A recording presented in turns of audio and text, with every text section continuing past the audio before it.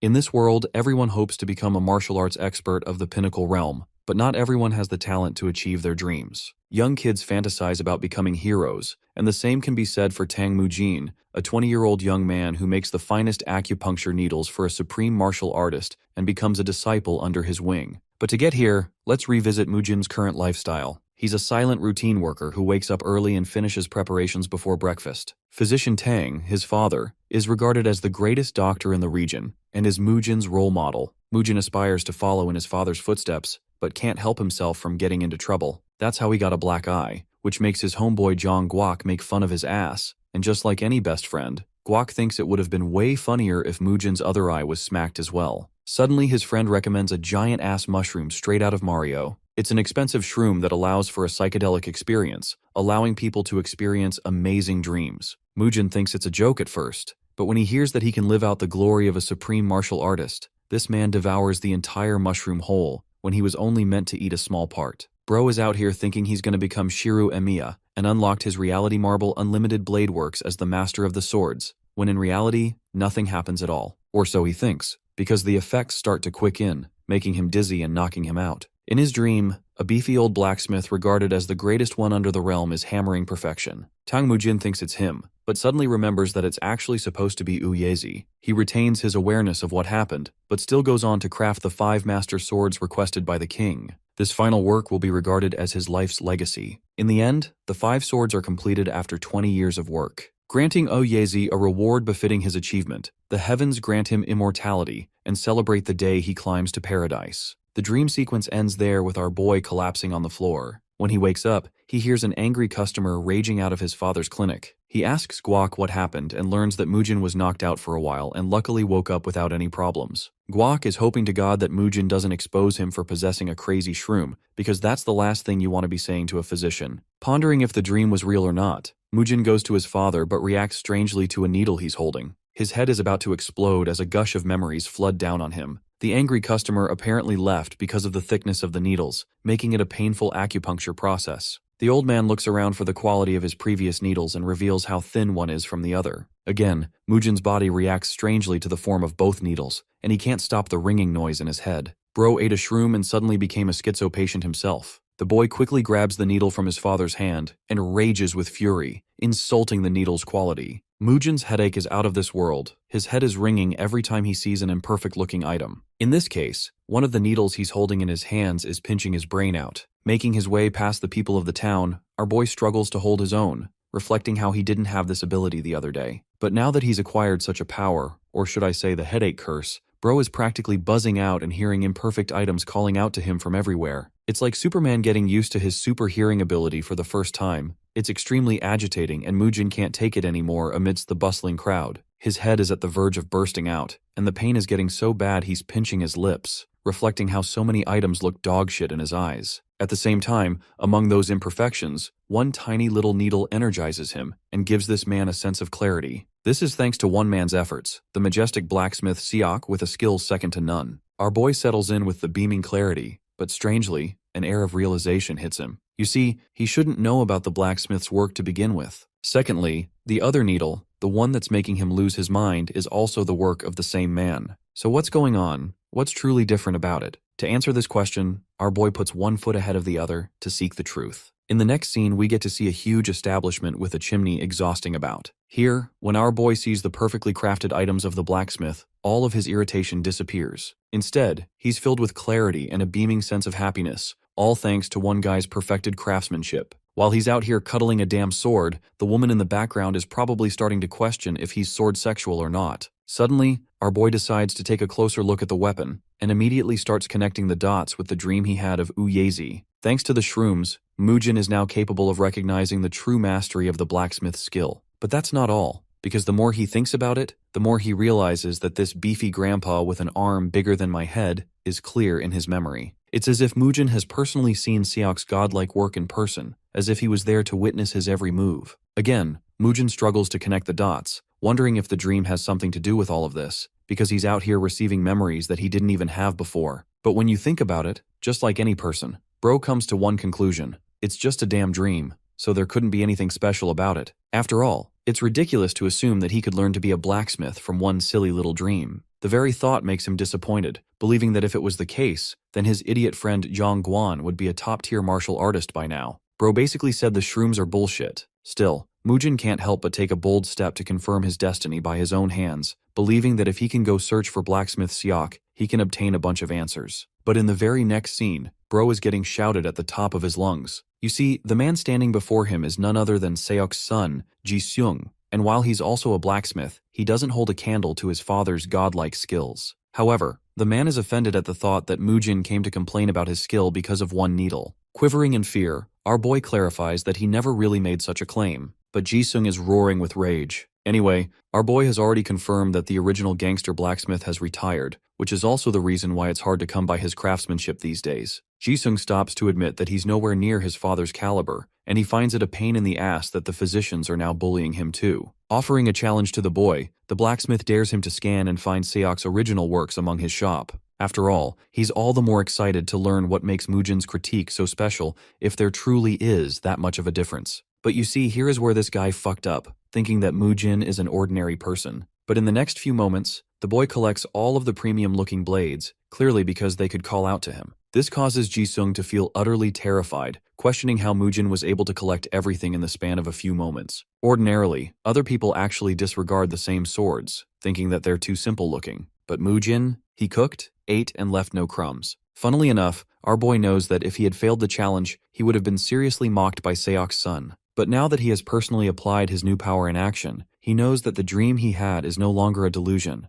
but now a part of his reality. Ji-seung admits that he thought of the kid as a lousy customer at first, and settles down to agree that the needle isn't as great. Once again, even after being challenged, the boy did end up finding Seok's works in the shop. This makes the blacksmith wonder if the boy's scanning abilities surpass even that of his own, which also means that anything that Ji-seung puts out as an act of creation will be seen as mediocre in Mujin's eyes. Bro is suffering from success, I guess. And if that is the case, Ji-seung suggests that the boy create something himself, whipping out his hammer and leaving it in Mujin's hands. Our boy is wondering how that even makes sense and takes a good look at the hammer. Ji-seung eggs him on, stating that if the boy doesn't do it on his own, he's gonna have to settle with the shitty needles that the blacksmith has already supplied. Instead of objecting, in response, our boy actually accepts, believing that it's his one opportunity to test his abilities of being a blacksmith. Mujin tears off his uniform to get busy with work, but the equipment comes natural to him as he casually blows the mold in motion. Though he's acting all tough right now, our boy fully understands that knowledge from one damn dream won't be enough to transfer to his practical experience. Taking a leap of faith, the boy holds the hammer sky high,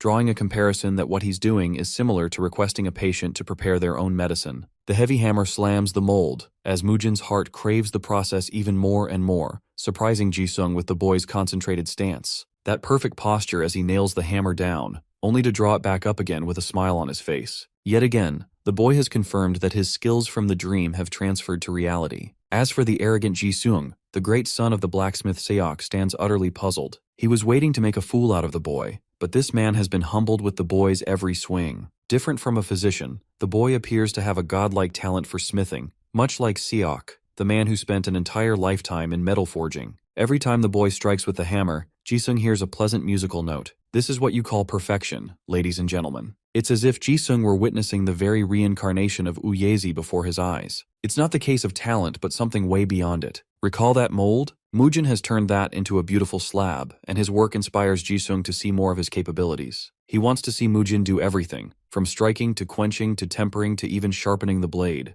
Bro went from being the biggest D1 hater to glazing the same kid in the same scene. Mujin inspects the slab and tosses it in front of the blacksmith, who is dying to see what the kid's imagination is capable of. The kid naturally orders the blacksmith to melt his beautiful piece of creation, which is a strange request in Ji-seung's eyes. Our boy actually reveals that so far, he was doing warm-up, implying that there's even a greater line of perfection he can reach beyond what he just created. After hearing those words, the blacksmith is utterly stupefied. In the very next scene, the perfected thin needles are used in the acupuncture treatment for the same high-profile clients. This time, the process is painless, and after seeing how smooth it is, a whole bunch of customers start lining up back to back. The needle is so thin that they can't even feel it. It truly makes them worship the physician's skills. And at this point, the line of customers is so long that one can only assume that Mujin's father is getting easy money from it. The scene transitions from the town, zooming out to show us what's going on other fronts. A pair of travelers is journeying their way to a destination. One of them remarks that they should have visited the Great Tang family clinic before leaving the city for a treatment. But unfortunately, the queue was so long that they had to make amends. They seem to pass by a particular man minding his own business, who after hearing such a thing, decides to go and take a visit for himself. Back to the city, the Tang family clinic is practically flooded with queues of people, to the point some have started beefing with each other for cutting in line. Among the murmuring of the crowd, one particular man seems to have terrified everyone.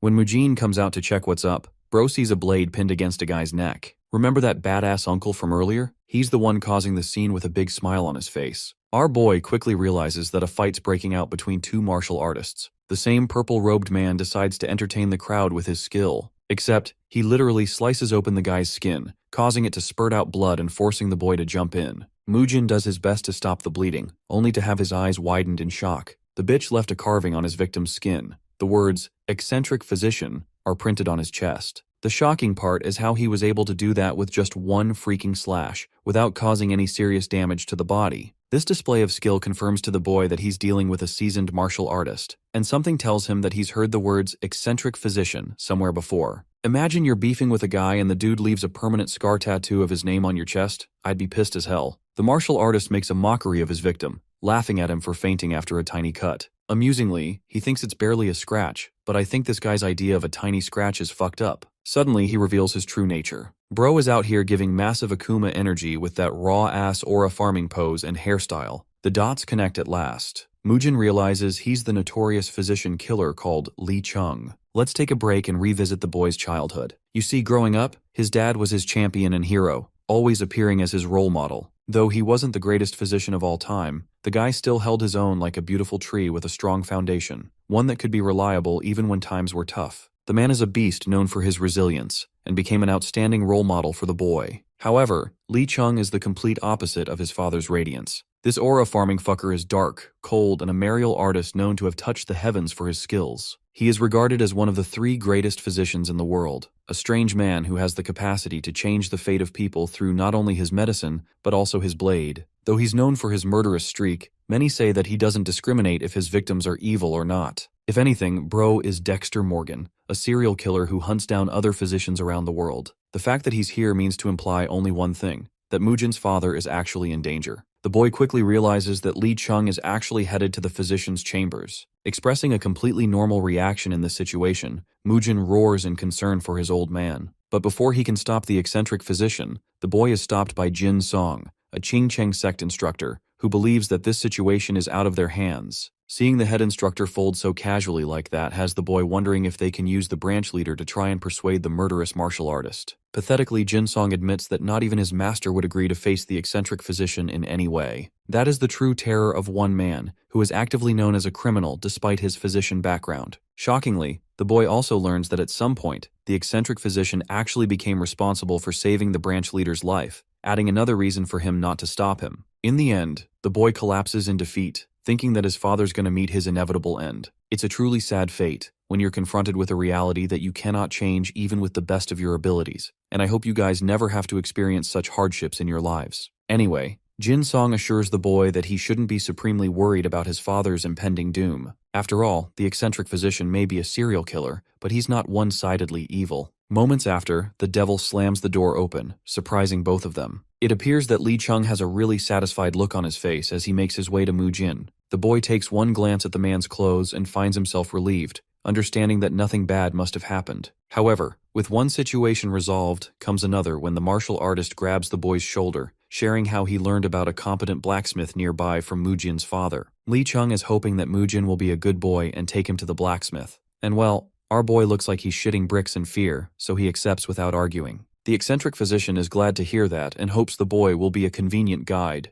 Meanwhile, Mujin is losing his mind looking at the man's blade. Seeing that the boy is lost in his thoughts, the intimidating martial artist basically gives him a threatening smile, wondering if the kid is going to start moving or not. Mujin folds instantly, and so in the very next scene, we're brought to the workshop, where the eccentric physician finds himself completely baffled to learn that it was actually Mujin who made those needles. The moment the boy confirms the idea, this man starts laughing like he just heard the silliest your mom joke. Despite his many years of hearing ridiculous shit, the idea that the son of a physician ended up with the skills of a blacksmith is straight up hilarious to this man. Bro has lost it to the point he's tearing up in response. Impressed with the boy's skills, the martial artist places a special order of 30 acupuncture needles. As for his payment, he leaves a ridiculously valuable gold ingot. Its very shine startles Mujin and he grabs his payment right away, thanking him and even promising to finish the order before sunset. But this fact leaves the eccentric physician at a loss for words. The fact that the boy is capable of delivering the order within the same day it is placed, instead of delaying it for months, shows his competence. Even experienced blacksmiths tend to delay, but this kid is out here channeling Sid's greed from eminence in the shadow. Anyway, the eccentric physician fails to understand how the son of a physician is so damn confident in delivering a complex order in one day. But for our boy, it's a piece of cake and he feels no pressure than all, promising to deliver needles even better than the ones he made for his dad. He gives the man his word, promising to complete the order to the best of his ability. A moment of silence follows,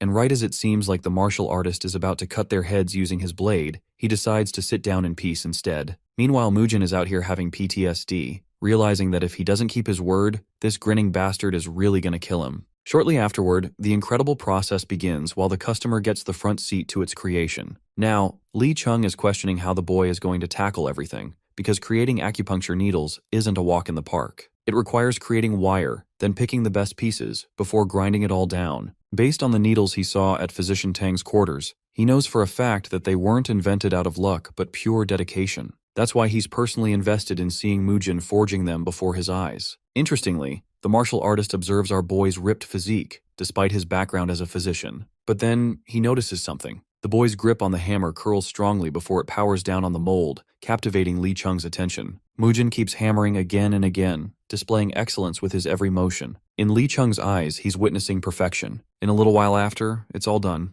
Mujin's wrapped up with his product. But this same grinning, psychotic old man has another offer for the boy. He's paying Mujin to officially become his disciple, which is crazy. The boy wonders why, while Lee Chung thinks the answer is obvious. He thinks the kid's talent is going to be wasted in a pointless town here, when instead he should be honing his skills. He's hoping for Mujin to accept, but the kid doesn't seem to reciprocate the same feeling, highlighting that he's got personal duties to attend to. Not just that, he's only new to the forge and doesn't really know what's there to gain by becoming the eccentric physician's disciple. The boy's confusion makes the old martial artist snicker, and instead of explaining with words, he demonstrates what he'll be learning. In the span of a few moments, it appears that Lee Chung has already made his move, and he casually admits that there are two things he can offer to teach his disciple. By the way, this entire time he's having a conversation with Mujin, the deadly martial artist has not only sliced an object, but he also left a few needles on Jiseong's neck. This is a testament to this man's godlike speed, leaving our boy questioning what even happened. So, the seasoned sensei wonders if the boy is willing to change his mind now. Of course, for Mujin, this is a top-tier offer. Keep in mind that aside from being a crazy killer,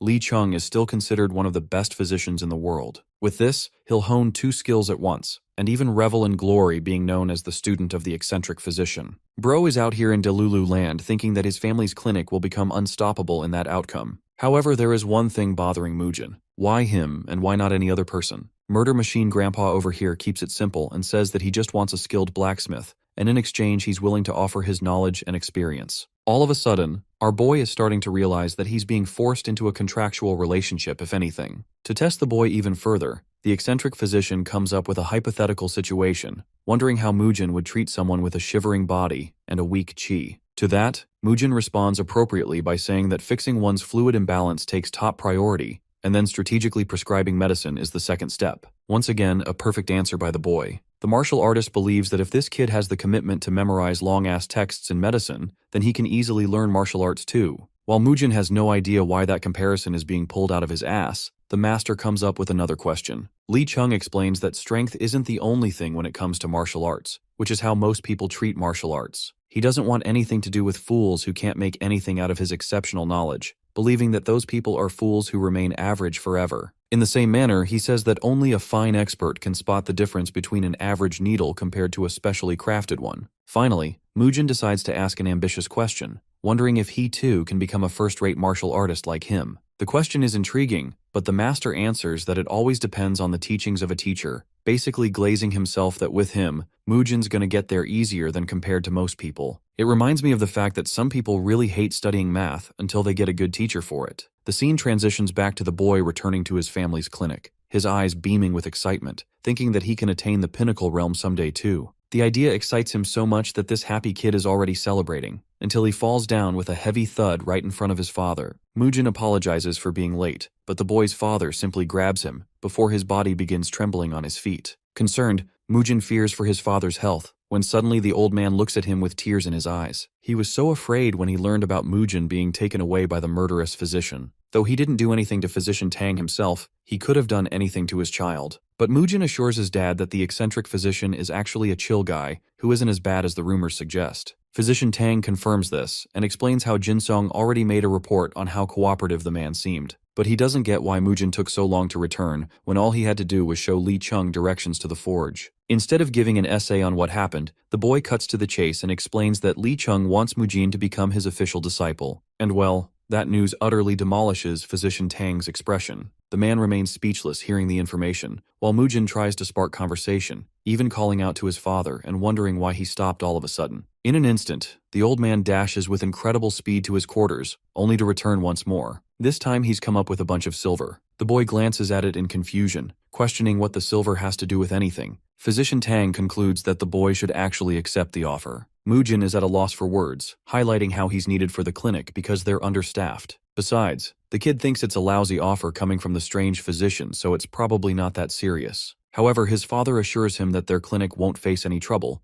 believing that this is the only opportunity Mujin will ever have to leave the clinic. It's in this pivotal moment that the boy's perception of his father changed. He always thought that his father stood strong and took care of the town. But this moment made Mujin recognize one crucial understanding, that even the amazing Physician Tang used to be a boy with freedom of his own. Or at least that's how I'm interpreting the butterflies in this scene. I'm really curious to hear what you guys think in the comments. Fast forward to the beginning of the boy's training. In the past 2 days, Mujin's acquired a small circulation channeling throughout his body, a feeling that he had never experienced before. More days passed as the boy meditated, honing his energy. Every day spent training felt like a path towards progress. His father's words still linger in his mind, and in a way he's very grateful for him. A nut falls down onto his head, causing Mujin to look up. It's his master, who wonders if the boy's already missing his old home. Instead of answering directly, Mujin shares that he's progressed in his internal energy in his training so far. Li Chung is glad to hear that, but Mujin is starting to get overconfident, wondering if he's truly talented in the art of his training. His master doesn't know if that's right yet, pointing out that his performance is roughly average. However, Mujin did end up with a small circulation in only 2 days, while the ordinary person takes at least 10 to achieve that goal. This means something, and makes the boy wonder if the whole dream sequence was legit or not. While he's daydreaming about how good he is, the eccentric physician tosses him a sword, urging the boy to prove his talent with the swing of a sword. Li Chung whips out the almighty universal stick of destruction in response, which is a bit overkill in my opinion. Anyway, the master makes a bet that if our boy even lands a single cut on his clothes, he'll happily carry the kid to their destination. Li Chung's fiercely focused determination has our boy grimacing in fear. Mujin takes a second to digest that he's really being handed a real sword. The stakes are real, and he's even cocky because of his basic advancement training. Right as he's making conversation, the boy finds an opportune moment to attack his master right as he's distracted. Mujin aims for a beautiful swing, while his master dozes off, cleaning his ear. Li Chung is surprised the kid is aiming for a quick victory, and wonders if the boy has a mix of talent and momentum. But right as Mujin is making his swing, the master doesn't dare to move from his position, and merely responds with the godly stick. Strangely, when Mujin's sword makes contact with the stick, it fails to cut through. This revelation is shocking for the boy, because he thinks it's just an ordinary stick that should break easily. But he forgot about the fact that the almighty universal stick of destruction has been through many isekai stories covered on our channel. It ain't gonna fold like that. Then, Li Chung happily advises the boy to bite down on his molars, implying that the next attack is gonna hurt like hell. The martial artist unleashes a torrential current, spiraling Mujin's body with such an incredible force that he's knocked the heck away with just a simple deflect. The kid flops to the ground and throws up, having come face to face with someone else's internal energy. In a way, this fight ends up demolishing Mujin's morale, because he complains whining about the fact that the person with more energy would always come out on top in a fight. His master laughs and somewhat agrees, but he points out an interesting fact. Not even Li Chung has access to high energy reserves, which is the reason he doesn't like prioritizing strength. But just like what he said earlier, martial arts isn't about strength alone. He even thinks that his disciple is doing just fine for a physician's kid with no experience. He even teases the boy for having a secret enemy he wants to beat up. But Mujin is out here being a Debbie Downer, pissed off that he can't be a peak martial artist as fast as he thought he would. Knowing that internal energy plays a big role, the kid is demoralized into thinking that he'll never make it into the domain of a peak martial artist anymore. But Sensei over here comes and whacks his head and nearly kills the kid with the powerful stick, stating that there are more than one path to become a master, and that high internal energy is just one of those many paths. Lee Chung recalls what happened earlier. When the boy made contact with his opponent's internal energy, there was a moment where he could have reacted with internal energy of his own by imbuing it in his sword, but he stopped. In the eyes of the master, it's a good thing. He urges Mujin to strike one more time, and this time he promises not to use any internal energy. Though the boy is nervous, this specific condition gives him just enough confidence to dare and try again. He flies ahead with a mighty swing. The tip of his blade manages to sink into the stick. Mujin's pretty happy, until he feels yet another gush of internal energy exerting from his master, who blasts the boy away in a daze. While the kid is nearly passed out, his master explains his fatal error.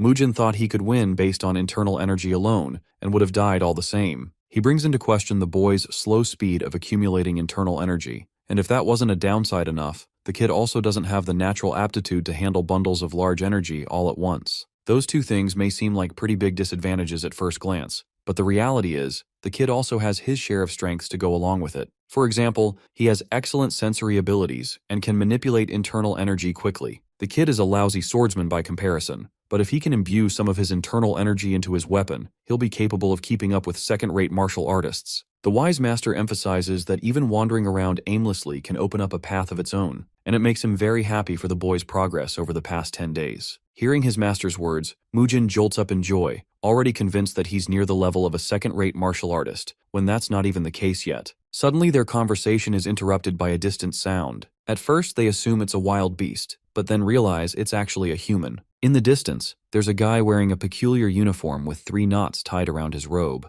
Now I know it seems like bro is autistic or some shit, but trust me, it's more than that. It's supposed to signify the rank of a branch master. Lee Chung is wary, while Mujin is excited to see an amazing martial artist. Belonging from the Jewel village, Red Beggar Hong Jusan reveals his search for a physician. Apparently, there have been an alarming number of sudden deaths in their village. Apparently, Hong Jusan couldn't find any luck searching around because he's never left his village his entire life. The good thing is that he's safe from the disease. Jusan explains that he and his master lucked out, but about a month ago, the people of the village suddenly began suffering from an unknown illness. First, it was believed to be a seasonal cough, but the count didn't stop. People fell incredibly ill, to the point that 20 of them couldn't make it. At first, Jusan wanted to join the villagers who intended to leave the village for good, but in his heart of hearts, couldn't abandon his hometown, which is why he stayed behind and spent all his efforts helping his master. At first, their local physician was helping them out, but the moment he ran out of medicine, it was game over. The guy left the village stating he was going to go and collect some herbs for the medicine, but he hasn't returned in a while. That's why Jusan is eternally grateful to these physicians who agreed to help them. The party arrives in the seemingly unremarkable village. Here, the village guardian greets them.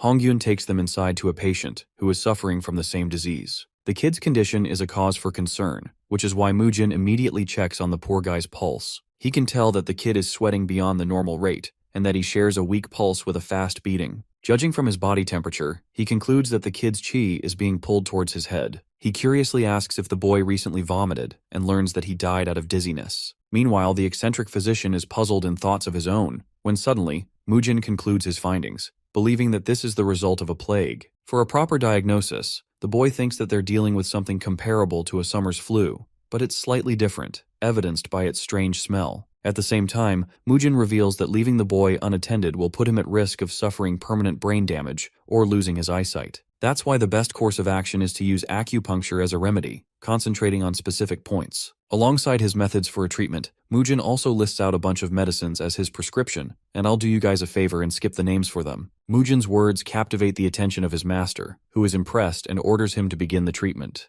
Though nervous, our boy immediately picks out his needle. Though his knowledge is on point, the thing about Mujin is that he's never performed acupuncture before in his life. He knows where the foot's chi point is, but his hand trembles in his lack of experience. Lee Chung notes this and decides to point his fingers aiming at Mujin's hand. Exuding some of his chi, he amusingly explains that internal energy can be used beyond the scope of martial arts. He thinks that a physician will benefit greatly from his understanding of it. Suddenly, Mujin's body experiences a thrilling sensation. His master's chi is acting like a roadmap, slowly guiding his own and with pristine clarity. Thanks to this experience, the physician is able to spot the corrupt energy called the deathly chi. Now that the kid knows what to do, Li Chung instructs him to continue on with his procedure and to trust his instincts. Our boy does exactly that and connects the needle on the foot, following up with even more needles throughout the patient's body. Li Chung watches closely as his disciple finishes up with the treatment. He patiently waits for the patient to open his eyes, who is still trembling from the experience. That same deathly qi inhabiting the patient's mind is slowly expunged,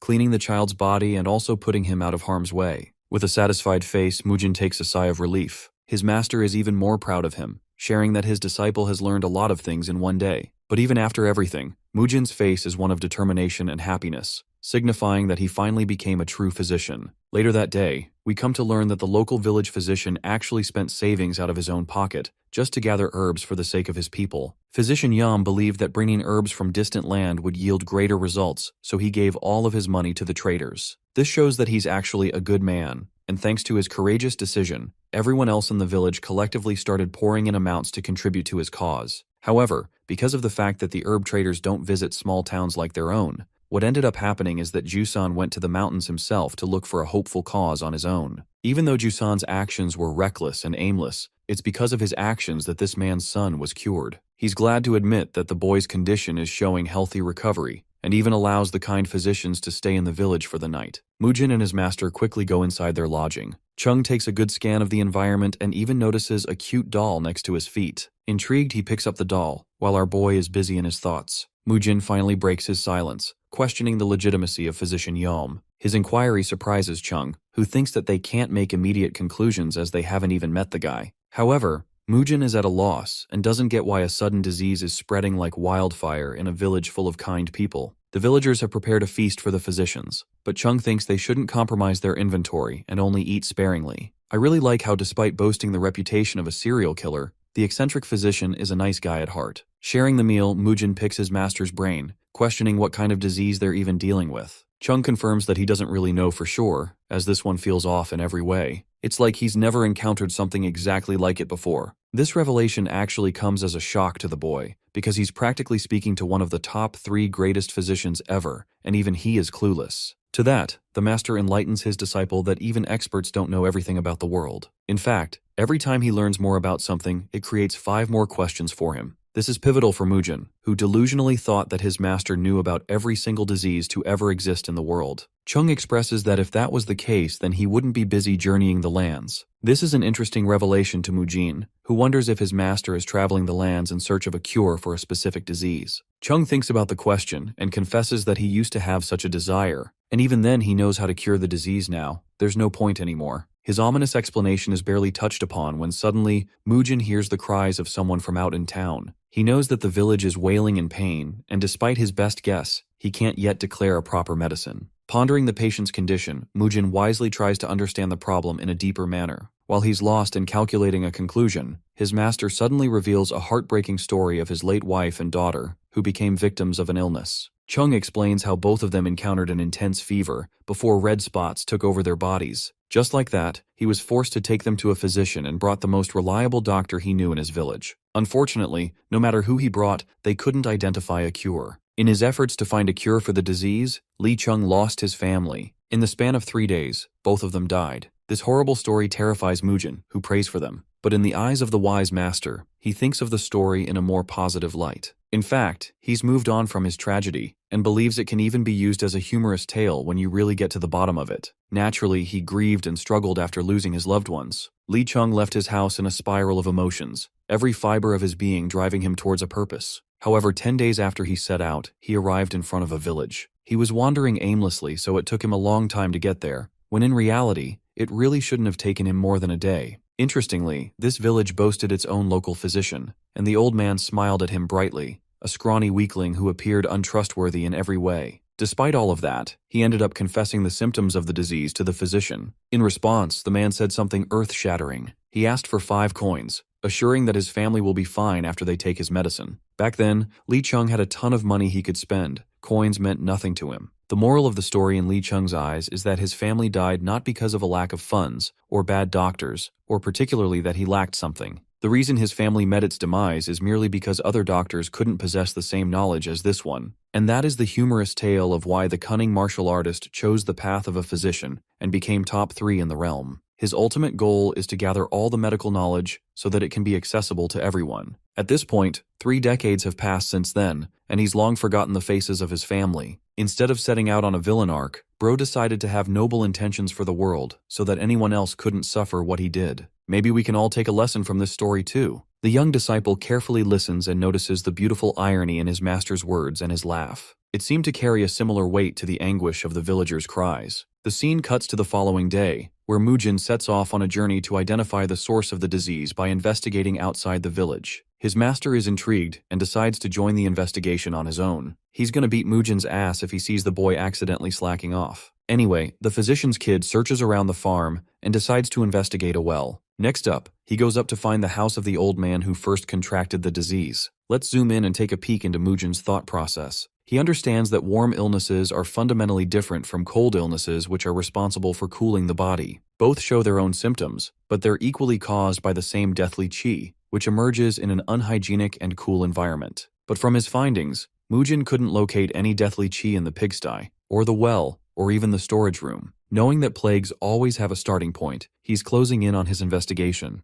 Just to be clear, Mujin asks to confirm if Mr. Zhong was indeed the first man to get sick aside from his neighbors. To that, Jusan expresses that the western side of the villagers experienced the sickness first, and even faster than the ones in the eastern side. Among them, children were most at risk. However, their words seem to be misaligned with Mujin's investigations. Bro is out here doing a full-blown Batman investigation at this point. He inquires if there's any fundamental difference between the two regions of the village, hoping to find some reasonable explanation. Jusan shares that the east side uses more yang, while the west is concentrated with yin. However, our boy thinks that it's irrelevant to the discussion, since both he and his master came from the west and didn't spot a plague at all. He's also curious why children are more susceptible. After all, children simply play with each other. Jusan agrees that the kids typically like playing in the stream close to the western region. This is a game-changer piece of information, because Mujin suddenly suspects the water to be the root cause. However, it doesn't add up why the eastern water shows no signs of trouble then. He asks why the eastern well is always dry and learns that it's only dry around the period of a spring drought. Mujin questions if the plague directly lines up with the start of the disease as well, and gets a yes from the village chief. His mind races with thoughts as he now thinks that the water might be the culprit because everyone started using the western stream after the eastern one dried up. That would explain why the children are catching the disease much faster too. So in his hunt to confirm the suspicion, Mujin heads out to the luscious flowing water of the western stream. Here he inspects it thoroughly and still doesn't detect any rough signs. There's nothing worrisome so far, even if all signs are pointing to the stream. Mujin wonders if he's being short-sighted in his process and wonders if there's another way to go about it. What he does next leaves Jusan and his master surprised. The boy decides to enter a meditative stance, channeling his qi, which is genuinely rare for a physician in their world to do. Jusan even brings this fact up to his master, ultimately trusting the physician's gut. As for our boy, we get a quick peek into his internal process as he concentrates deeper and deeper to scan the deathly qi. To his shock, he discovers the exact same variant and jumps up to conclude his findings. Mujin points ahead and sets off right away. They follow upstream, meticulously hiking all the way there in exhaustion. Suddenly, the physician senses a sharp smell, one that is even picked up on by Jusan. The smell confirms that they're growing closer and closer to whatever's lurking in the wilderness. Their travel continues until at some point, the smell becomes unbearably bad. It's so bad that even the surrounding trees are corrupting from it. The trio goes closer and closer until Mujin glances ahead and sees a graveyard of rotten ground. The place is incredibly difficult to navigate. Each step is murky and unstable. The scene darkens when the physician realizes that there's something buried just underneath the rotten ground. Before we jump in on what's going on, let's address the many deaths that occur in the storage room for herbs. You see, plants and animals are killed for the sake of medicine, and yet the medicinal storages are always preserved with a cool and refreshing odor, a scent cherished by Mujin. It's a kind of unique feeling for the boy, who thought that the storage room was a place where death opened a new path to life. Well, guess what? This place is the exact opposite of that. The boy roots out the rotten ground, only to find the remains of the dead animals and plants. This place is an example of death spreading more death. It boggles him how it all happened. For now, Mujin's plan is to dig all the corpses out and put them away from the stream. Jusan and his master are ready to do just that. They inspect a bunch of different corpses, leading Mujin to come to the conclusion that the poison must have been responsible for the illness. Different from other poisonous plants or poisons of any kind, it didn't promise an instant death. However, the person responsible for plotting everything knew exactly about the effects of the corpse poison, which is known for causing a slow and agonizing death. Everything in the story checks out. The timeline, the reality of the well always drying up, all of it is simply because the evil mastermind wanted everyone to die. The very thought makes Mujin tremble in fear, imagining the villagers' corpses. Suddenly he turns back to find a peculiar figure. It's a man who has covered his mouth carrying a bag. As you can all guess, the power of the plot twist is upon us. Remember physician Yom? This guy who sacrificed his savings to search for herbs? Yeah, that fucker's actually the one responsible for all of this. Jusan and the village leader are speechless, while our boy internalizes that only a physician with the knowledge of the town's infrastructure would be capable of pulling off a sinister scheme like this. Not just that, the scumbag also collected all the money, confirming his dual-faced nature. The man could be best described as a demon harboring the skin of a human, which sounds a lot like an angry girlfriend all of a sudden. Anyway, the trickster's greed led to the downfall of Jewel Village, costing many lives. Instead of feeling guilt or shame, Yum is ready to fight. Mujin is supremely pissed off and is ready to throw hands. But all of a sudden, the village leader goes up first, roaring at the bastard for betraying his people and creating a disease under the guise of treating them. The disgusting piece of filth responds by saying he was just getting what he deserved. His provocative words send the old man over the edge, causing him to lunge forth with the creature's head. Yom is about to get hit when suddenly the princess is saved by his trusted henchman. This guy doesn't care about shit and simply intends to wipe out the obstacles in his path. He's annoyed that they came to ruin his plans, and thinks it's only ideal for Mujin and his friends to pay the price with their own bodies. The grinning and evil old man proclaims that he fully planned to toss their corpses into the hole at some point anyway, only this time they'll go up sooner than the rest. Bro really said you guys will have early access to this shithole. The village leader stands adamant in front of the henchman. Pissed off, he prepares himself to attack. The moment he starts making his move, the henchmen are frightened. The devastated old man roars that they did all of these heinous acts behind the scenes, despite knowing that a village guardian was protecting it. Declaring himself as the hemp-harvesting beggar Hongyun, the man sends out tremendous waves of aura. Not even the two-faced physician Yom predicted something like it. Hearing the word guardian, the scumbags turn to Yom, stating that they were supposed to be dealing with weaklings and not a guardian-level threat among the beggars. Yom doesn't get why a guardian is here either. While they're busy questioning who or why, the old man prepares himself, stating that he'll count to 10. Right now, all he cares about is killing the scumbag of a Dr. Yom. So while aura farming with his simple staff, he warns the henchmen to make the right choice and leave while they still can. His countdown begins, but interestingly, while this is happening,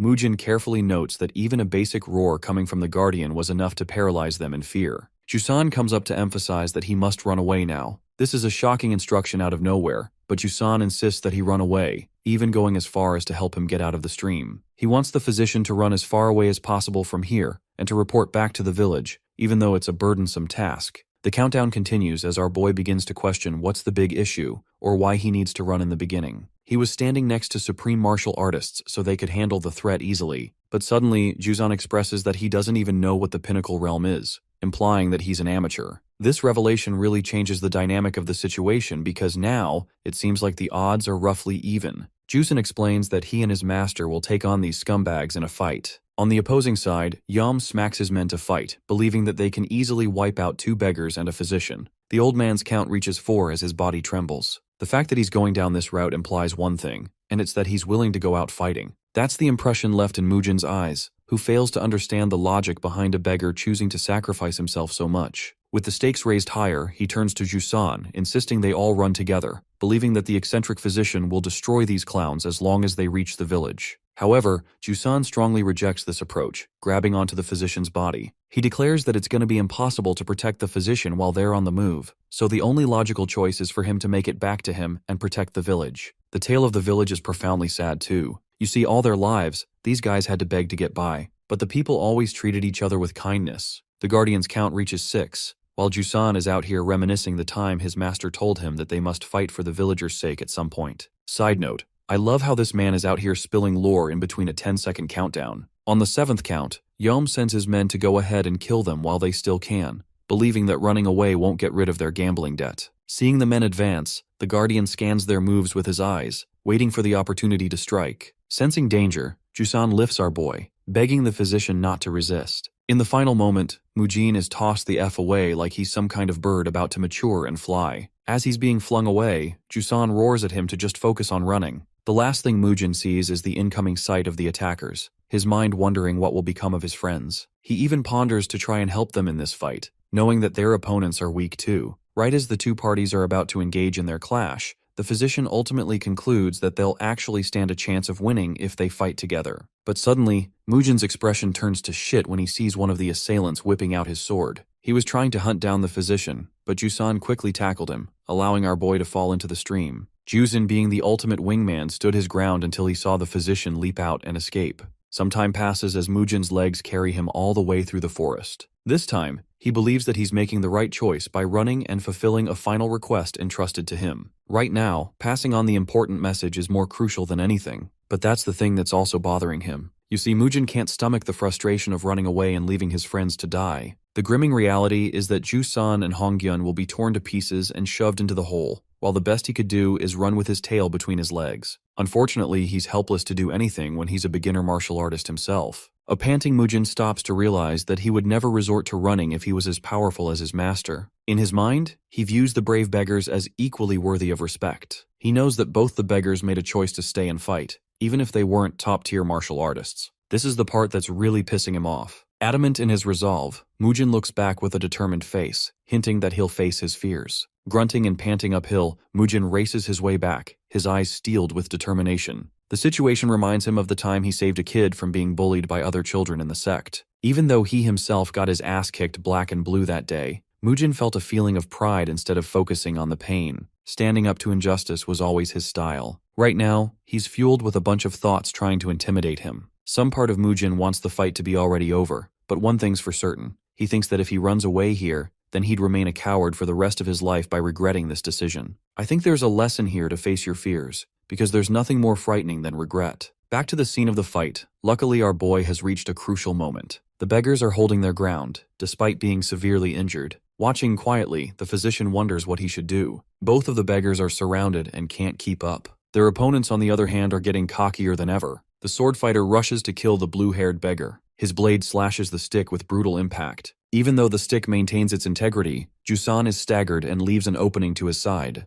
The assailant swings his sword from the side with the intention of making a Gojo Kit Kat out of the guy. Thankfully, Jusan ducks with a JoJo pose and survives it. His opponent is particularly impressed by his reflexes because Jusan is holding up really well for being just a beggar. However, it only prompts the scumbag to speed up the rate of his swings and movements in order to overwhelm him. Jusan can't block everything as cracks begin to appear in his moves, causing him to get cut. While barely holding his own, the Guardian roars at him to get back up and fight. Finding the old man distracted, his opponent cheap shots him. But I'm telling you all, this old man is moving differently because he still manages to dodge. The Guardian tucks and rolls to maintain his distance, while his axe-wielding opponent reflects on how boring it is to fight someone playing dirty. In response, the panting Guardian wisely states that it's a whole lot better than being dead, and his methods are a lot less evil than them. The arrogant henchman thinks it's not an issue because they'll still kill both of them here. He even paints the picture of chopping Honggyun's disciple into pieces to use as a fertilizer. His disturbing words aren't enough to distract the village guardian, who spots a stick just behind. Meanwhile, Jusan is being overpowered slowly.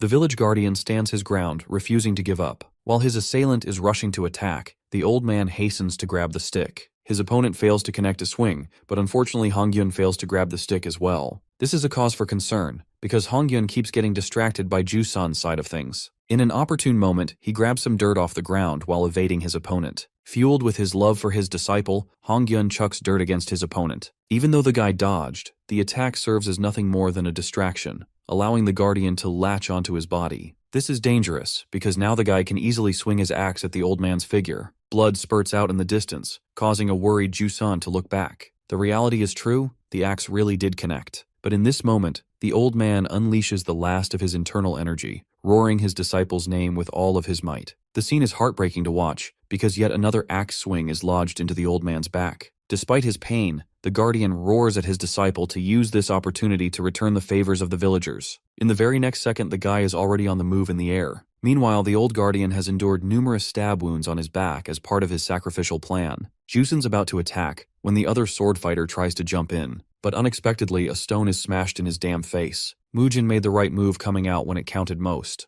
Deploying his ultimate technique, the beggar ferociously smashes the powerful stick into the guy's head, probably breaking his skull in the process. Just one attack is enough for him to get fully knocked out and tumble down alongside his master. The physician takes notice of the bloodied stick, meaning the job is done. The other assailant tries to strike the physician down, highlighting that it would have been wise to just run away. Promising to chop his limbs, the guy lunges to strike Mujin. But then out of nowhere, a heroic figure appears in front of him. It's his master, the eccentric physician, coming in with a solid clutch. Without even looking at the guy, we see him sliced to pieces. I'm starting to think there's hardly a scene where this man doesn't flex his aura. The master is proud of his student for coming this far. The situation may be resolved, but it was done so at the cost of Hongyun. The poor old man is grieved by his only disciple, while Li Chung asks if the henchmen are the masterminds behind everything. Mujin quickly explains that it's actually the scumbag Yom who planned everything. I kid you not, this man literally flash steps and appears right behind him out of thin air. Li Chung interrogates the lousy physician, questioning the purpose of the plague. Thanks to hearing him spill the beans, Mujin uproariously reveals that this bastard did it all for the money. However, something about the situation doesn't seem right to the martial artist, who thinks there has to be a deeper reason beyond money. His disciple is shocked to hear this, while Yom agrees and begs for mercy, even promising to throw in the most valuable medicine in the village. He wonders if the man knows about the black peony herb.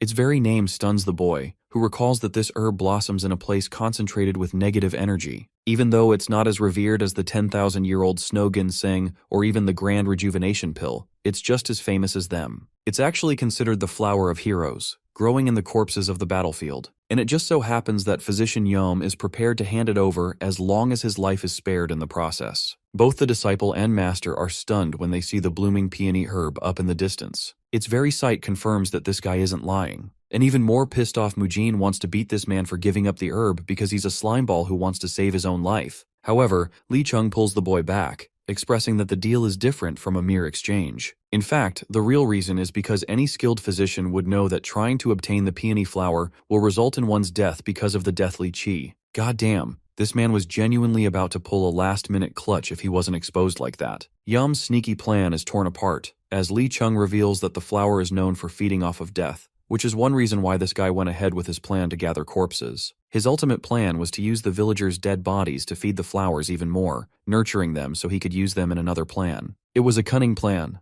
a really well thought out one even against a strong martial artist. But Yom still clings to his helplessness, and shares that he has a method to extract the flower without harm. But Li Chung is thoroughly intrigued hearing him say all of that, because it seems like Yom is way too knowledgeable to belong in a tiny village. The quivering physician shares that he picked up on the harvesting technique on his own. But to everyone's shock, Li Chung casually picks out the peony flower, declaring that he's not the average person either. Bro really said he is built differently, goddamn. Even the physician can't believe how anyone could survive after touching the flower with their bare hands. But before this scumbag could finish his words, his head was chopped off like a ball. It hits the ground as the esteemed martial artist channels pure Escanor energy, stating that he'll be the one to decide who lives or dies. The master is pissed off with the alarming number of shoddy physicians popping out of nowhere. He thinks it's shameful for them to call themselves one simply because of their knowledge of medicine. Meanwhile, Mujin is genuinely worried for his master's sake, seeing as he casually grabbed the flower without any trouble. The master turns to hilariously reveal that he didn't earn the title of an eccentric physician through gambling, which is a long way of saying, "Bitch, I know what I'm doing." Anyway, Li Chung intends to get rid of the poison from the corpses, so he wants Mujin to grab Jusan and back away for a bit. So he does exactly that, and watches his master enter a meditative stance. Mujin observes carefully as his master covers himself with dark energy, sucking all of the deathly qi from the rotting ground and pulling it towards him. The boy is astonished to note that the poison really is being siphoned away from the corpses and the soil. Those trails of darkness are pulled with a ferocious force. Mujin can still smell the ugly stench. The deathly qi warps up into a storm of darkness, until eventually it begins dissipating around Li Chung. All of it vanished, prompting the boy to believe that finally it was all over. Meanwhile, his master wonders if Mujin was able to realize what it really meant to become an expert at qi meditation. The same pungent black peony flower now radiates with a beautiful white color, showing that it's purified. His master offers the flower to the boy, explaining that he's already gotten rid of the poison, so it's safe for consumption. Mujin thanks him, while his master believes it's a fitting reward for the child for figuring out the entire scheme. However, something about the situation makes him feel sad. Mujin takes one look at the red beggar, who is still weeping his master's loss. The kind boy shares that he doesn't deserve such an object, arguing that all he did was throw one stone and merely returned because he didn't want to remain a coward. The word deserve is an interesting score we attach to our self-worth sometimes. Playing the disciple's own game, Li Chung points to Jusan's face, questioning if the boy can explain his expression. In the eyes of the great martial artist, he thinks it's infinitely more courageous to return to a fight instead of taking a fight from the start. It goes to show that someone learned from their mistake and corrected their path at once. He even wisely states that anyone who wouldn't run in the same circumstance would be called a fool. Beautifully, Mujin's master allows him the freedom to run away in fear, as long as he can return to where he should be. That's life, because ultimately it's the final moment that decides whether one lived up to their role or not. Those powerful words shake the boy's heart, while the eccentric physician is starting to think he must be boring the kid with his wise words. Funnily enough, Mujin literally eats the flower without waiting another second. His master screams at him for eating the flower right away, which confuses his disciple because clearly he was told the poison is gone.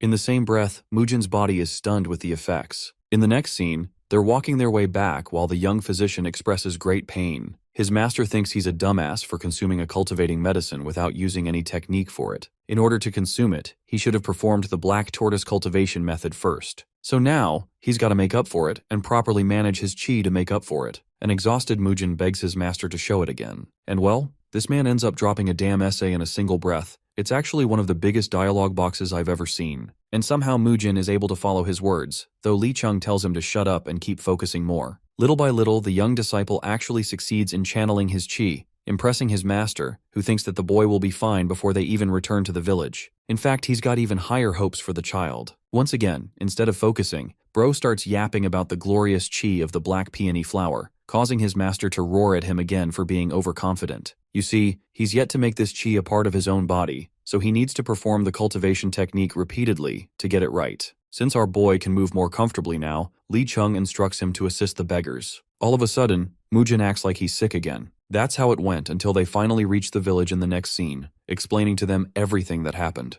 They even brought the corpses of Yom and the other henchmen. Mujin gladly reports that the disease will no longer haunt the villagers, and a medicinal brew will restore them within 3 days' time. He even thanks the 2 beggars for being the heroes responsible for dealing with the bad guys. Even though the villagers show their appreciation for the beggars, ultimately, Jusan is disappointed and still grieving. The same villagers leave him and cover the physicians in praise. However, the astute master knows what's going on and takes a sad look at the boy, who has no one covering him all the same. Instead, he simply turns back and decides to leave the village. A while later, we zoom out to see the village flourishing again. The next morning, Mujin has prepared the brew, and he's also focusing on his training. The boy wants to mimic his master's stance, only to get kicked by the same man. Li Chung thinks it's reckless to make a mess in front of the medicine. In any case, Li Chung declares that it's about time they wrap up and leave, even though his disciple thinks it's reckless to leave so many patients around. More importantly, Bro is relishing the life of a hero and wants to stay for a few more days to enjoy the fun. Village fine shit is keeping him around. His master reminds the boy that they never intended on coming to this village in the first place. It's only because of Jusan that they stopped by. Speaking of the red beggar, Mujin wonders where he went. Li Chung knows that he probably went to bury Hongyun and is probably starving around the same place. It doesn't make sense to Mujin.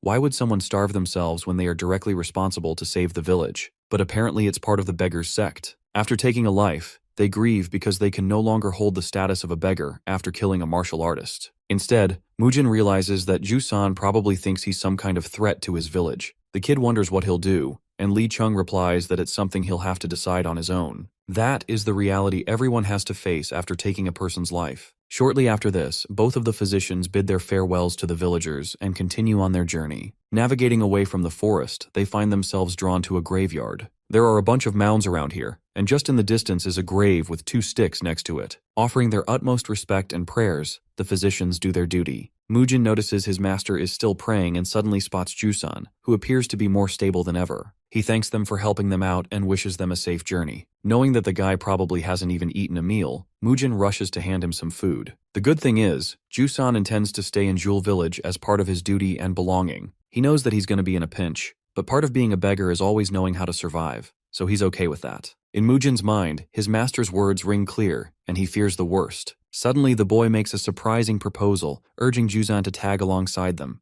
The destination doesn't matter to a beggar after all. Mujin thinks that Hongyun would have wanted the same for him, but right as the boy reaches for his master's opinion, the eccentric physician is nowhere to be found. The kid takes the beggar's hand and rushes towards his master. Li Chung is known for being impatient and quick on the draw. In any case, the party of 2 has just expanded to a party of 3. More importantly, Mujin expresses his interest in learning the sword, which means a training arc is underway. As for the clueless Jusan, the guy doesn't even know where they're going. Li Chung hilariously calls him a genius, because not even his own disciple has asked him once about where they're headed. We get a final shot of Hongyun's name carved behind in the sticks, coloring him as the hero of the village. The eccentric physician dubs Luo Yang as their ultimate destination. In the following sequence, we dive right into the training arc, where the master explains the purpose of the sword is only to find its way to a heart. In sword mastery, that's the role of a sword. There are many different techniques highlighting its purpose. One of them is called wasp, which is pointed precise stabs. There's also a form beautifully known as the ivy vines, known for spiraling strikes. A dominant form is the apex. You might be thinking that the apex is less flashy than the others, but only in the next second after the slash, Mujin and the others are amazed by the enormous sphere of internal energy it unleashed. The master turns back to his disciples, wondering if they can pull this off. It's such an outrageous thing to say that both of them look at him with the dead-ass expression, before Mujin erupts by saying it's impossible to copy what he just did. The impatient master thinks it's enough for a month's worth of training.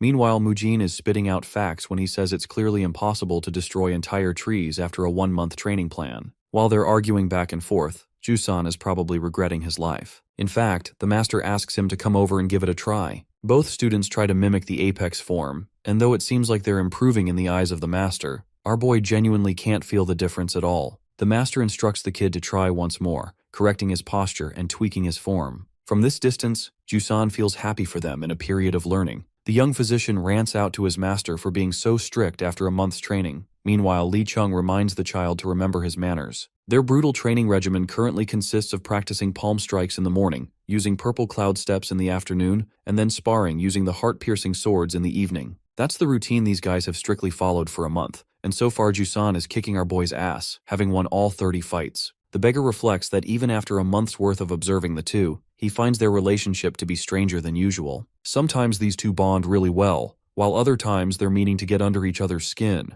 rage-baiting the shit out of the other. Hilariously, even now, Li Chung makes fun of the kid's lousy-looking arm. One could say that these two treat everything with humor, but hidden underneath that humor is a deep respect they have for the other person. While they're mumbling about, Jusan finds a feeling of familiarity and belongingness, remembering that he was privileged to have a master like Mujin too. By the end of the training session, the beggar suggests they have dinner, which Li Chung uses as ammunition to scold our boy even more. Unfortunately, the trio officially comes to an end in the very next scene. Jusan offers his utmost gratitude to the ones who helped him. The eccentric physician reminds the kid to change his identity to become a part of Chongqing, because it will be problematic if someone here discovers that he belongs to the Jewel Village. After all, despite any reason, the beggar committed a murder, and that won't bode well for him. Jusan bows in respect and parts ways, bidding them farewell amongst the bustling crowd before disappearing within. Mujin is left with a disappointing look on his face, while his master is quick to bring it up. The thing is, the boy hasn't been able to bond with anyone fondly after leaving Sichuan,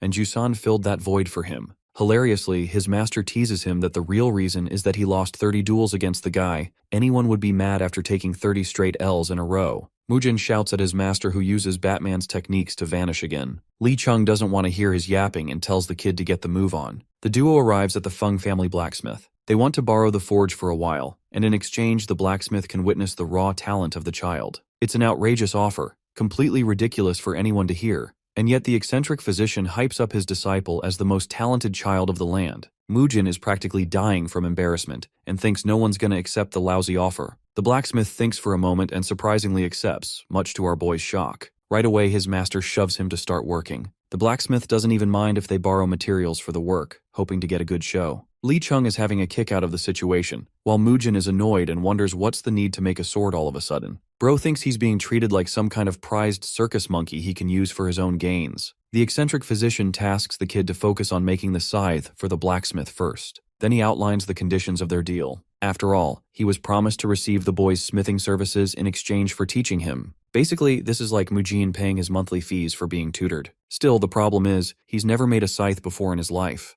Mujin fires up the forge, grabbing the old blacksmith's attention. At first he tries ignoring the process, but then he hears the perfect hammering noise, one that dances in tune with the rain like an instrument of its own. Even though he hasn't even seen the boy's work, the blacksmith is confident that Mujin will grow up to be an excellent smith. The old man dozes off, and in the very next scene, his eyes widen in shock at the creation of a perfect scythe. He can't believe that this is the boy's first ever attempt at making a scythe. Mujin wonders if it's going to be an adequate form of payment, but the passionate blacksmith snatches the weapon and immediately uses it to cut bamboo. His precise strike gently cuts the bamboo, highlighting his skill as a martial master as well. Hilariously, bro yeets the fuck away after his swing. Blacksmith Feng left without a word, but Li Chung is surprised and tells the boy to continue with his work, ominously stating that they'll be here soon. Mujin doesn't know what's going on, while his master corrects himself, stating that those people are already here. Figures of black reveal their weapons, showcasing suspicious intent. Their leader is Blacksmith Feng, who dares to question how the boy was able to forge something like this. That one single scythe managed to slice some of the best weapons made by the blacksmiths of the Chongqing territory. So now all of them have set their sights on him. Mujin's scythe is so perfect that it didn't even chip after enduring abuse. It's as if cutting is the easiest task in the world with it. The experienced smiths humbly demand to be taught the same skills, hoping to obtain the boy's talent for themselves. They just want a front seat to whatever he's making, hoping that he's going to show them how to make all kinds of weapons. Mujin is at a loss for words while his master quickly chimes in, extending his hand. This man knows how to monetize his disciple's skill and demands 2 silver ingots for each and every spectator. The smiths are confused at first, but the moment they hear about the boy's next goal to make a sword, they throw up the ingots like it's nothing. As for Jusan, he's on his way, revisiting his master's hometown. He remembers Hongyun's words and wonders where the hemp field is. Surprisingly, he spots a bunch of people underneath the bridge. The scene fills Jusan up with emotion, recalling his master's image. He continues walking forward in order to find someone who knows about Hongyun. The tavern owner welcomes the kid inside, assuring him that they always welcome disciples of the beggar's sect. Though Jusan leaves quietly, he finds himself rather surprised to hear that no one seems to know about his master at all. He thinks that maybe it's because of the passage of time, as it's really been 20 years. From the looks of things, the sect is much different from the stories his master left him with. It doesn't add up that a tavern owner is a member of the sect, for instance. For example, the same man jumped the gun and asked for an entrance fee for Jusan to officially become part of the sect. It's the funniest shit ever because in order to become a beggar, you must pay a fee, which is unreal. At this point, Jusan is starting to think that no one on this street would know about his master. So he continues his vexing search, asking about the hemp harvest beggar, but no one seems to know about the 4 knotted sect members. Jusan didn't meet any good leads from the people living under the bridge, and is starting to lose hope in his search. Suddenly, one man quickly passes by him, hoping to shelter himself from the cold. As a last-ditch effort, Jusan decides to ask this guy, inquiring about the hemp harvest beggar with 4 knots. To his shock, this particular man seems to have knowledge about Hongyun. Jusan is glad at last to find a lead, while the old man asks to confirm if it's really him. Jusan is really happy to get a lead until the same man tells him that he's under a grave misunderstanding. You see, Hongyun wasn't even a 4-knotted beggar to begin with, but rather a single knot one. In reality, he couldn't ever advance to 2 knots. A martial artist is only granted 3 knots, implying that the old man lied to Jusan all his life. Instead, Hongyun apparently spent his time leisurely in the hemp fields, which earned him his name. Interestingly, many other people came to look for him in the same place because he stole something important and ran for his life. Hongyun is told that Granny Yang might know something about his master's story. Jusan, on the other hand, is devastated. The kid's entire life has been a lie. Jusan stares at the stupid not-noted belt, tears streaming down his eyes while the thunderous storm reflects his rage. His hands quiver as he starts undoing the knots, cursing at his imbecile of a master who deserved to die. After all, Hongyun gave him his first knot for merely withstanding hunger,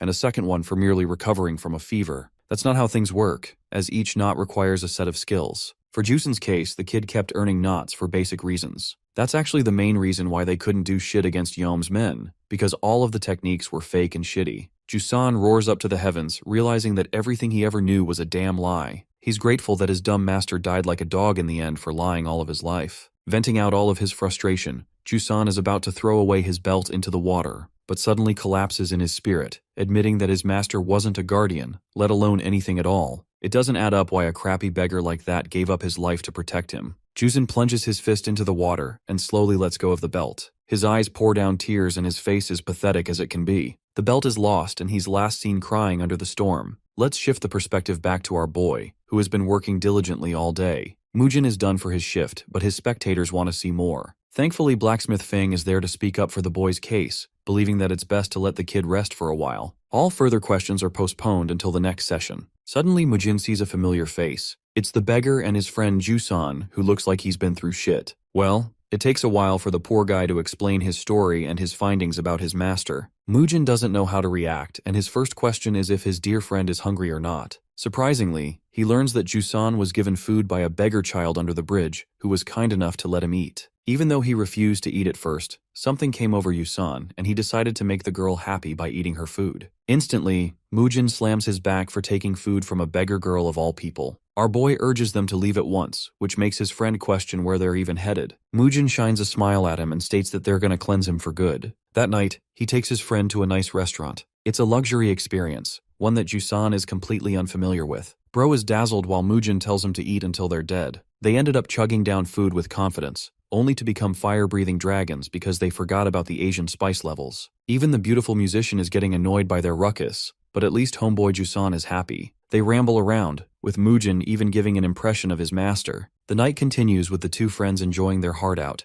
cozying around and acting like complete clowns. By the end, their bellies are full and they're drunk as hell. Jusan is starting to worry about the payment process, while our boy makes fun of him for being a stupid beggar. Here's the funniest part. Mujin explains that he didn't bring any money along either, causing Jusan to scream at the top of his lungs at him, because now they're gonna have to pay Diddy with something else. Jusan reminds him that the place is run by the beggars sect, so they gotta pay up. But our boy can't stop goofing around and acts like he's safe from all the damage, because he's the disciple of the eccentric physician. Still, Jusan is worried like shit and tells him that they're in some serious trouble. The whole situation cracks our boy up in a loud laughter, heard by everyone in the restaurant. In the flash of a second, Mujin disappears from his spot and teleports right behind the pretty lady. Bro whips out a blade and says he's gonna pay them properly. Something tells me that maybe he's taking his master's teachings a bit too literally. Mujin's knife breaks into a clean swing, while Jusan is starting to get worried for his recklessness. The other drunk folks are enjoying the show, believing that the kid is completely drunk and going ballistic. The staff questions what this guy is trying to do. Meanwhile, Mujin is out here moving like Jason from Friday the 13th.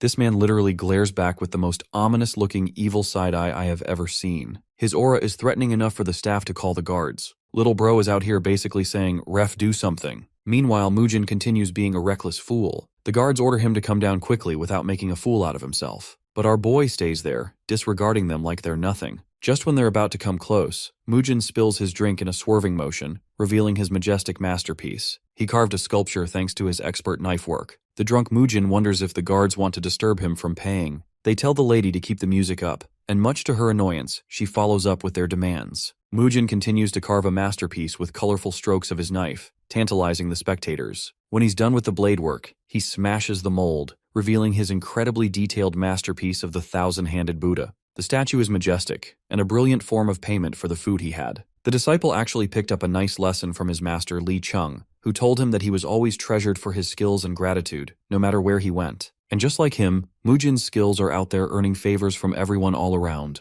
The kid is revered and merely calls it a doodle. He follows up with an artistic masterpiece, spending 2 hours on a beautifully carved dragon. Let me correct myself, it's an absolute badass dragon. Mujin receives a bundle of dumplings as a free payment. Later, Jusan meets up with the beggars under the bridge and gives them the delicious dumplings, patting Sosun for her consideration. Mujin, being the good guy he is, feels happy for his friend finally smiling. The next day, both Jusan and Mujin think that they should take the day off instead of heading to the tavern like usual. Neither of them wanted to go because of the rain anyway. Suddenly, a voice roars the words Hongju-san outside their hotel. When they look outside, they find So Samgu, who reports that Sosun has gone missing. Even though she always told them where she'd go, she never bothered to venture far. Samgu suspects that the river bandits are involved and have something to do with it. In fact, these bandits are responsible for kids going missing all the time. At first, people thought the bandits were gone for good, but some witnesses have started taking note of the bandits kidnapping the children. Samgu reports how these bandits offer the kids to certain martial artists, who further use them in all sorts of inhumane ways. The very thought of poor Sosun meeting the same fate or enduring harm spirals Samgu's emotions. But Jusan assures the man that he's up for the job, and he's going to look for her alongside someone trustworthy. Hearing this makes the beggar really happy, and he offers his thanks to Jusan. In the next scene, Jusan goes up to explain the situation to the beggar's sect. To his shock, these people aren't even ready to act even when a situation like this demands them to act. The tavern owner explains that it's risky to fight the river bandits without any clear proof. Not just that, the upcoming season is also problematic. This behavior of the tavern owner is actually completely opposite to the way he was treating him before. Jusan wonders if it's because he no longer possesses the knots on him. The tavern owner understands that Jusan doesn't know about Chongqing, so he explains how the rainy season pushes the beggar's sect to remain on high alert. It's even worse for this year because the rain is more intense. He allows Jusan to make an observation for himself, explaining how if it rains for even another 2 days, they'll be at risk of enduring a flood. This is bad because people end up losing their homes because of flooding, and deaths are no different. To prevent minimal damage, they make sure to deploy each member of the sect to put up sufficient barricades. This is the reason they can't really supply any members to help the rescue mission of Sosun or to face the river bandits. The whole thing is disappointing for Jusan, who is left with a faint promise of the higher-ups intervening. After that conversation, Jusan explains everything to Samgu, who curses out the bastards for being untrustworthy people who treat them as sub-tier humans. There's no way for Samgu to trust the words of the tavern owner. Poor Samgu remarks that the sect members will be so busy stacking a barricade that they'll forget about their real goal, which is to protect the people in the first place. Jusan tries to reason and thinks that the sect members need to have some kind of justice behind their cause. To that, Samgu roars that even the river bandits as well as demonic criminals are also martial artists, so it doesn't excuse them for having a sense of justice. Then there's the fact that the Beggars sect has never confronted the river bandits in the past 10 years, which is why they're not going to risk themselves for one little girl either. Those guys are people pretending to be beggars. Samgu outs them for pretending and keeping their status. His words just now ignite a flame in Jusan's heart, reminding him of his master's words. At this point, he's royally ticked off by all the beggars lying around and making him feel guilty for it. Meanwhile, Samgu is consoled by his friends. Jusan internalizes that he's done way more than he should have and shouldn't intervene any further. He walks away thinking that his role ended after he left the village, and even that shitty duty was all a lie. Right as he's passing by, a certain someone goes past him wearing a straw hat. This person looks around and calls out Jusan, stopping him dead in his tracks. Granny Yang questions if he's the kid looking for the hemp harvest beggar and wonders what relationship he shares with Jong-gyun. This is the final push, because even the old man's name was a lie. It wasn't Hong-gyun but Jong-gyun. I'm starting to feel bad for Jusan at this point. He calls his master nothing more than a petty criminal, but the old granny hardly thinks like that and argues that Jong-gyun would never steal something. Suddenly the granny remembers that Jong-gyun did steal a certain person, adding another layer of mystery regarding the old man.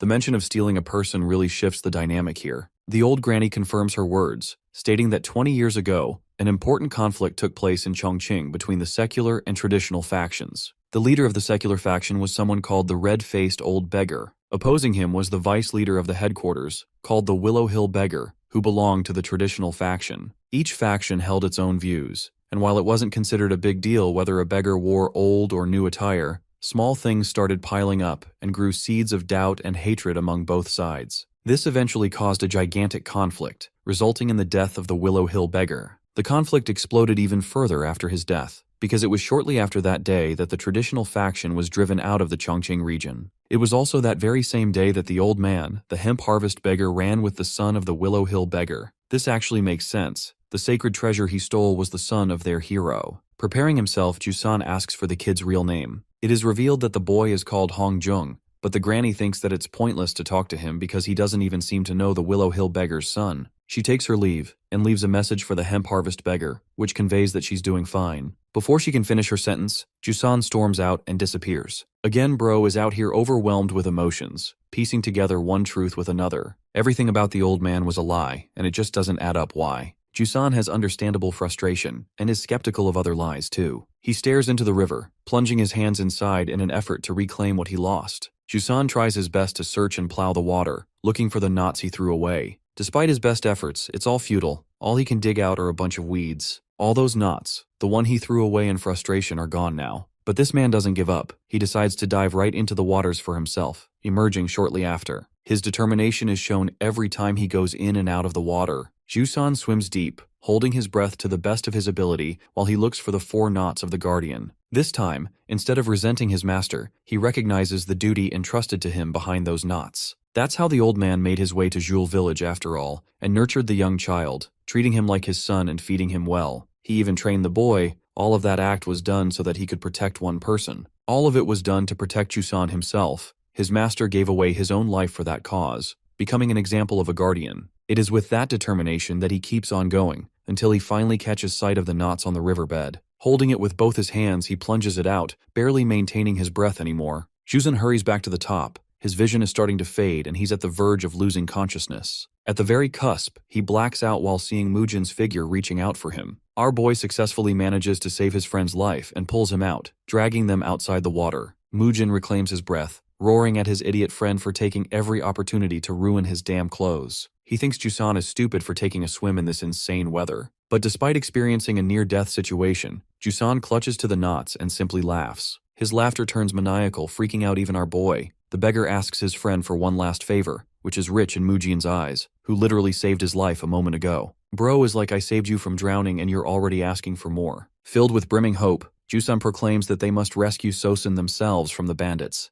The whole thing shocks Mujin, who thinks he picked a tedious mission for them. Our boy even recommends doing easier favors instead. In the next scene, we get to see the sect members doing the best they can to lay out barricades to prevent flooding. The water is getting out of control because of the rain, while Mujin and Jusan are spying on the sect members. Our boy is starting to reconsider agreeing for the favor, especially when they don't even have a plan in place for it. Jusan casually denies having any strategy, which is downright stupid because the two of them combined can't just deal with dozens of bandits at once. The beggar thinks that they should simply stay low and confirm Sosun's status before heading out. This is a plan that Mujin agrees with, so they quickly start looking around for her. There's a structure up front, and Jusan suspects that she must be detained inside. He recommends sneaking their way in, only for Mujin to call him out for the most idiotic plan of the century. He scolds him for failing to consider the color of their outfits, which would easily give their location away. The beggar recommends they roll around in the dirt to blend their clothes with the environment, and he even thinks stripping naked is a good idea. Yup, stripping naked to hide from your enemies is definitely a smart strategy.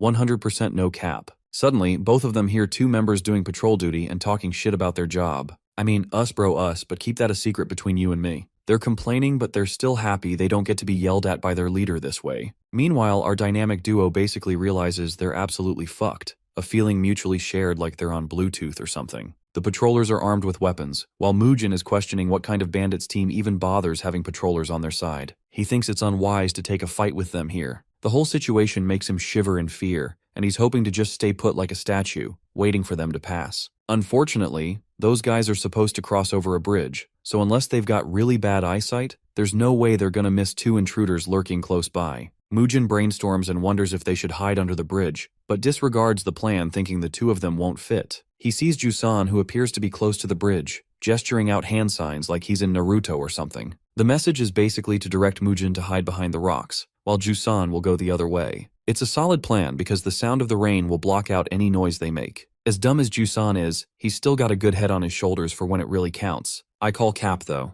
The patrollers step foot onto the bridge, making their way past and checking their surroundings properly. Meanwhile, our duo is placed on each side, giving each other a thumbs up of approval. Our boy thinks they've nailed the job like a piece of cake, when suddenly this stupid fucker decides to go batshit crazy, exposing his location with a sneak attack from above. Ah yes, the almighty staff strike of two dogs, which will surely turn these guys into sushi. Surely that can't be a bad strategy, right? Well, bro's all-out ultimate attack is casually dodged by both patrollers by simply pressing X on the controller and moving one step back. Bro is devastated, questioning how he missed. Not like it wasn't the most obvious effing attack ever. That last part of his plan was completely something that Mujin missed, and now the patrollers are ready to kick their ass for it. Our boy is left with the impression that this fucker really does have room temperature IQ in every universe.